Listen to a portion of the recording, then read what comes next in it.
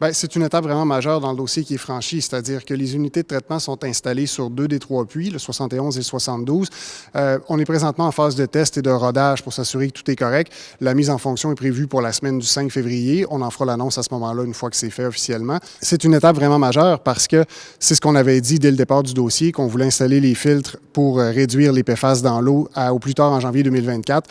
Nous sommes dans les délais, puis c'est vraiment important que les gens de la baie et de toute la ville, au fond, sachent que les services municipaux ont vraiment travaillé très, très fort pour en arriver à ce moment-là et on en est vraiment très contents et très fiers.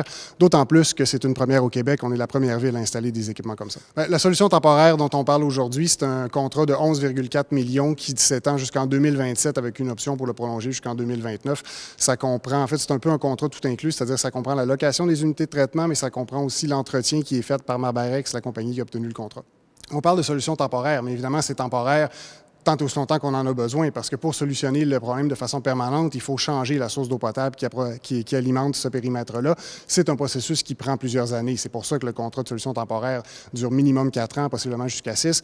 Les premiers appels d'offres, s'ils ne sont pas lancés, ils vont être lancés relativement bientôt pour commencer la recherche, mais c'est vraiment un processus qui est très long. On parle d'ingénierie, ça prend des tests de sol, il faut trouver où il y a de l'eau souterraine qui en quantité suffisante de façon permanente pour alimenter de façon pérenne ce périmètre-là. Donc, c'est évident que la solution permanente, c'est un processus de plusieurs années. C'est pour ça qu'on dit temporaire, mais c'est temporaire tant qu'on en a besoin.